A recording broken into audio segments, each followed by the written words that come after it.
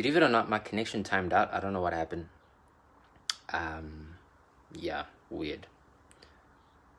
So, like I was explaining before, so what happened was, the one thing that I would do every day, every single day without fail, was that I would put in a faith-based DVD or teaching, whatever it is you will, and I would listen to that the whole day. The whole day. I did that every single day, without fail. Without fail. I did that every day. Every day. Every day. Every day. I would do that in the mornings, and then I would take a break at 12 p.m. during lunch, noon, and I would pray at 12. And I would pray, and I'd pray, and I'd pray. Sometimes I'd pray for hours. For hours. For hours and hours. Until she came back, and she'd bring dinner, we'd eat, and I'd go to sleep. That would be the only way that I could go to sleep. Because the first week or so, when we moved in, I tried to just be normal, do whatever. Go to sleep at night, did not work, couldn't sleep at all. Man, I couldn't sleep at all.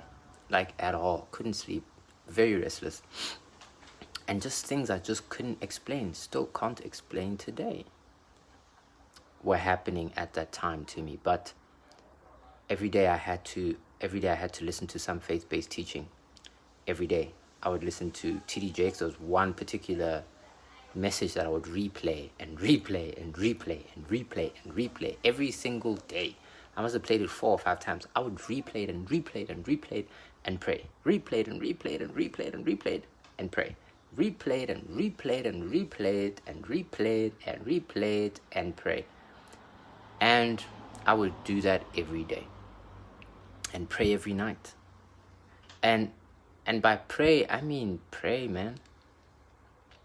I mean pray. I would pray in tongues. I would pray. I would walk around and pray. I would go upstairs. Okay, I didn't go upstairs and pray because I'd go upstairs only when I was going to sleep or recording something. Because sometimes I'd be really inspired to say something, and I'd go upstairs, switch on my cousin's laptop, and I'd record something.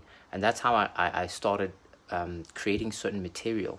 Didn't know it at the time, and I was just recording myself with some of the thoughts that I had and some of the things that were bubbling up inside of me that I had to tell someone. So I'd tell myself. And boy, did that help me. That helped me a lot. That helped me a lot.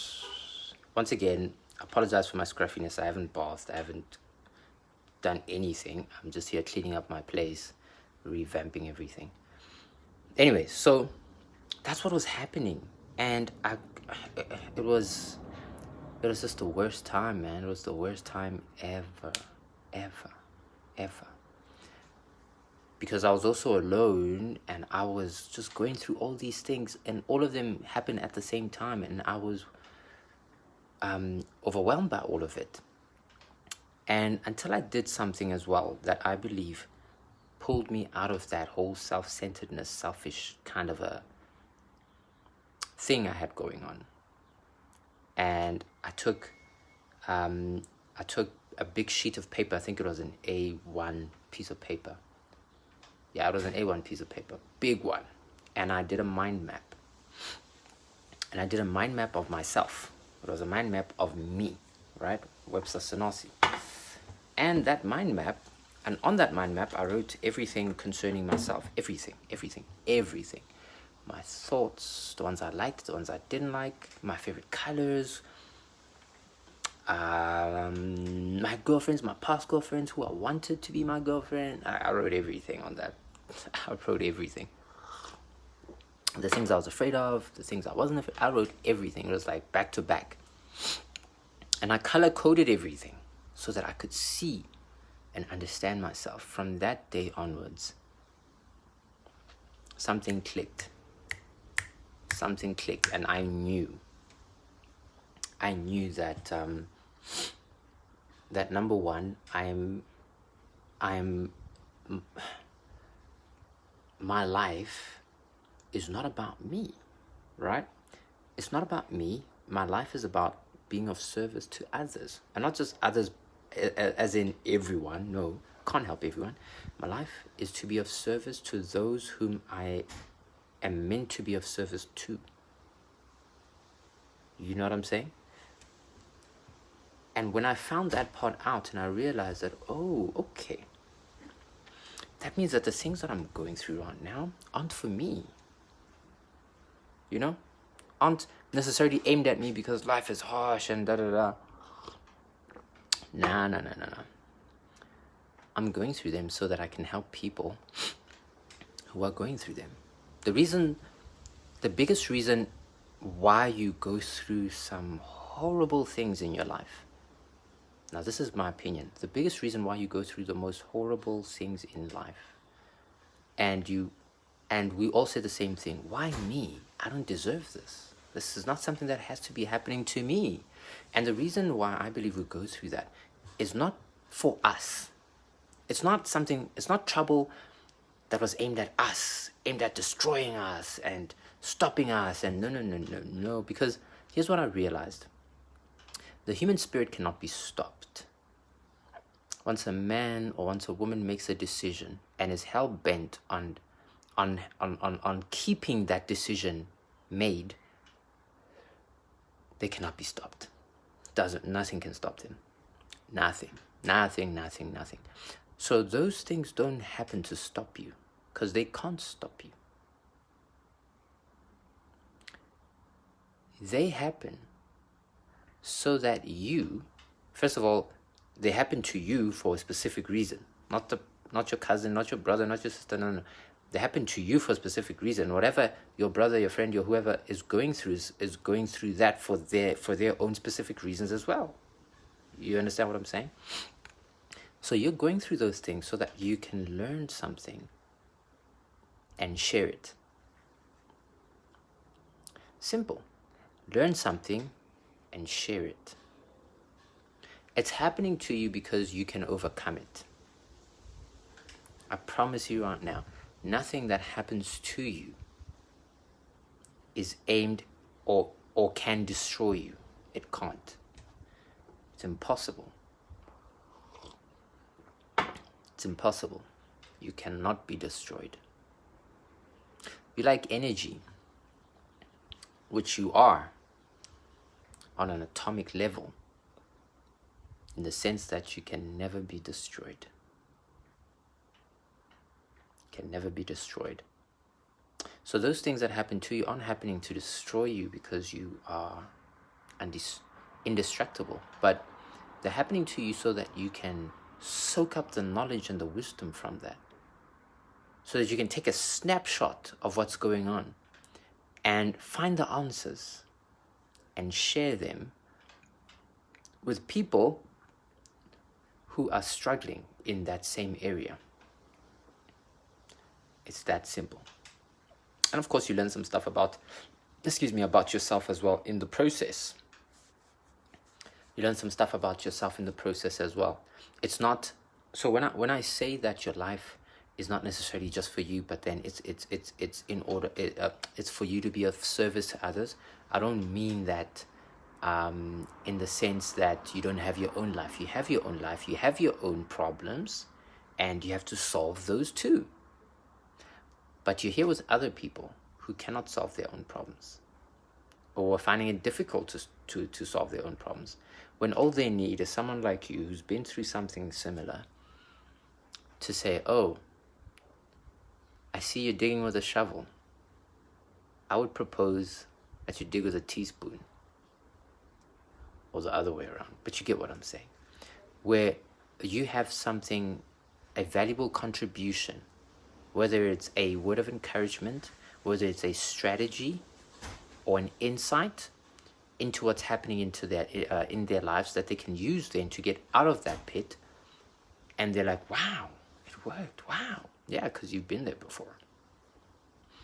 So that's what I mean by your life is there so that you can add value to other people's lives.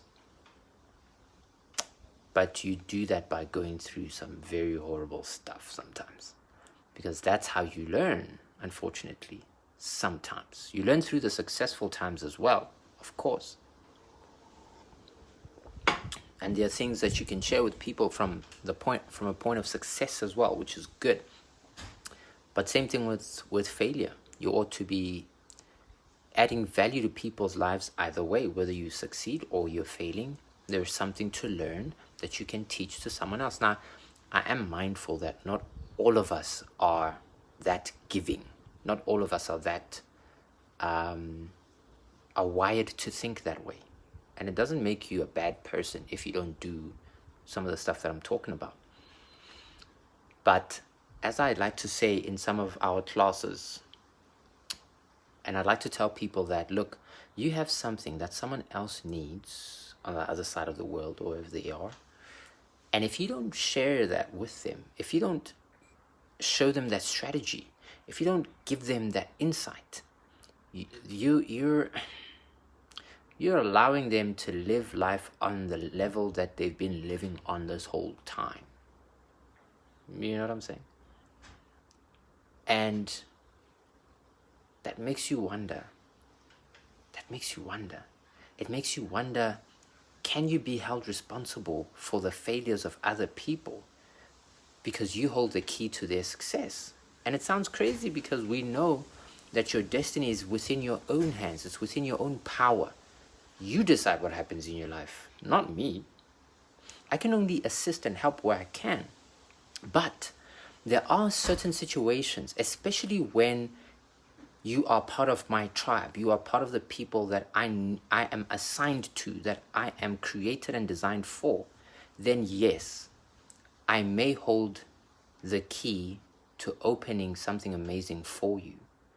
And if I don't share that key with you, then yes, your life might not be lived to the fullest extent to which it was designed to because of me. So that is what I normally tell people, is that you have the key to other people's futures sometimes. It doesn't happen all the time. It's not that kind of a thing, but you are designed in such a way, and I truly believe that we're all designed. And design means this, that there's a way that you work. You're like a one-off one, a one-off one, and one-off ones are very expensive. Whether it's a one-off one Richard Mille watch, whether it's a one-off one Bugatti, whether it's a one-off one painting, maybe by Michelangelo. One-off ones are very expensive, very delicate, very expensive. And of course, they're limited. It's a one-of one. There will never be another one, ever. And that's who you are. That's what you are. So you are designed. And in your design, there are certain things that work. There are certain things that don't work. And in your design, there are certain things that make it easier for you to do, to do what you're designed to do. And there are things that will hold you back, that will only hold you back and not someone else, but only you back, because you are designed, you are crafted.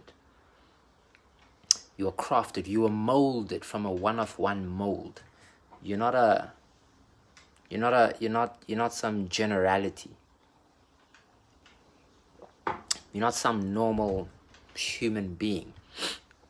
You are far from normal, especially since I'm friends with some of you, way far from normal, crazy like.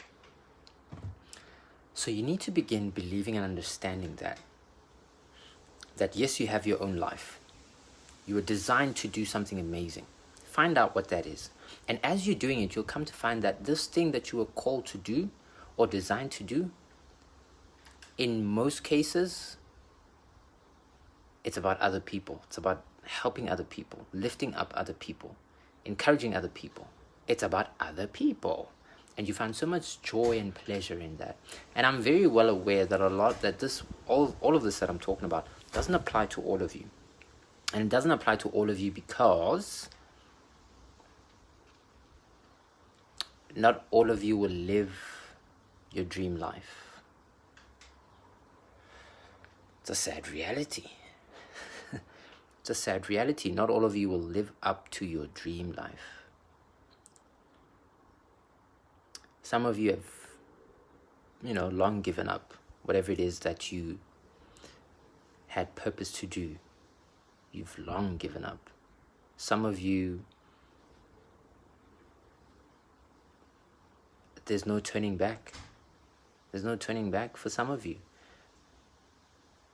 There's no turning back for some of you. Some of you have thought so small that you've locked yourself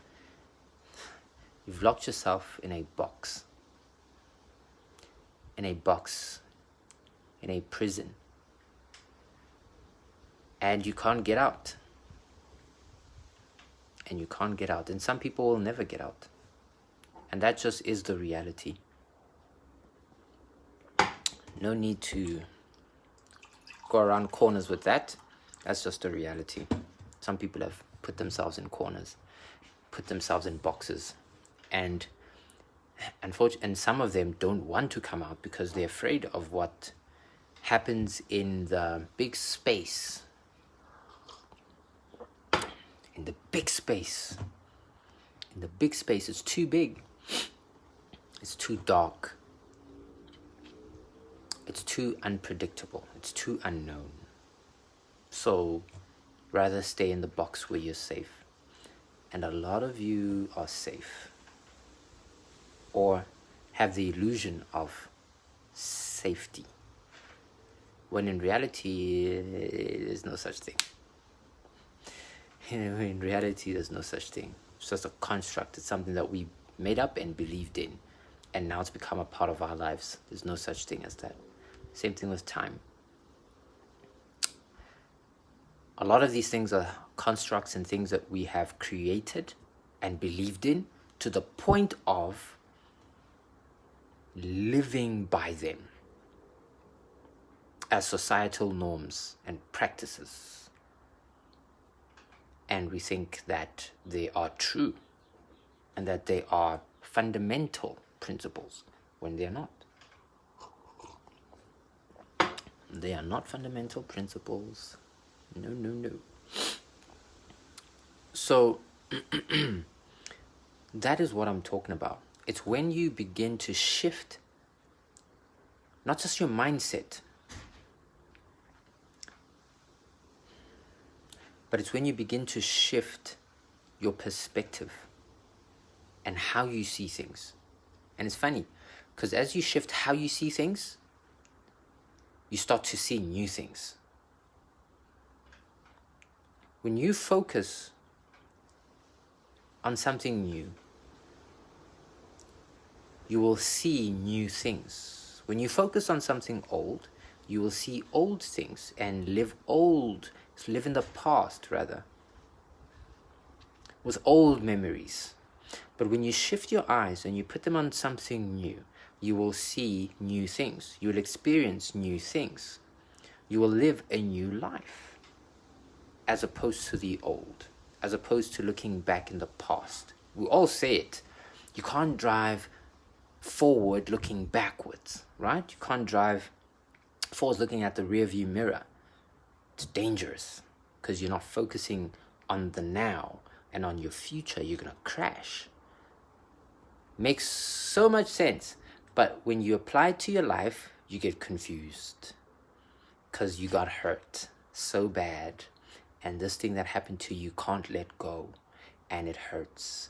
And this, and that, and that, and this. And it stops you from moving forward. And all of this, just like I said before, this is not for everyone. I'm very well aware of the truth that most of the things that I say aren't for everyone. They're not for everyone. They're for a select few that it's for. It's not for everyone. It's for that select few. And I'm not bothered by everyone else. You know what I'm saying? It's like I used to say in the past, if I'm not your cup of tea, then don't drink. Don't drink. Don't drink. But if I'm your cup of tea, then drink up. I have seconds. You know what I'm saying? But your future, your dream, your goal is dependent on you. It's all depending on you. When you close your eyes and you think about what you want to achieve in life, when you close your eyes and you relax and you think about what you see for your life, when you close your eyes and you relax and you think and imagine the life that you want, and you see it in your mind, you see it inside of you. You see the buildings, you see the people, you see your loved ones, you see the materialistic things you want, you see the impact you want to have, you see the financial gain. Those things, all those things, are counting on you to bring them to fruition. They're not counting on the president. They're not counting on your connections. They're not counting on anything except you. You need to bring those things into fruition. You need to bring those things into fruition. No one else. No one else. It's like someone said, I just don't know who said it, that the responsibility of bringing a dream to pass lies with the one who has dreamed that dream. Only you can bring your dream to pass. No one else can, but you can. I can, because it's my dream. You can, because it's your dream. And in order to fulfill your dream, you're going to have to die to yourself. You're going to have to bury yourself so that you can grow. You have to leave selfishness behind, your self-centeredness behind, your stupid habits, your wrong intentions, malicious intentions. All those things need to be buried. You need to bury yourself and water yourself. Water yourself with the knowledge of self, knowing who you truly are. Figure yourself out. Close yourself off and really inspect yourself and come to grips with who and what you are. And be grateful for what you have. Give yourself some time and you will grow into something amazing. You will be shocked. You will be surprised. Shocked. You'll be surprised as to what you become as you grow. All of this is long term. It's not short term. This is not a 2-minute, 10-minute, 30-minute solution. This is a lifetime thing, man. Lifetime. True success is lifetime. Doesn't take 2 weeks. Doesn't take 2 months or even 2 years. It takes a while, man. It takes a whole life. So I hope I've made sense I know I made sense. I hope you've learned something. And don't forget to bury yourself and water yourself as a seed with knowledge of self and gratitude. And give yourself time, and you will grow and blossom into something unique and amazing.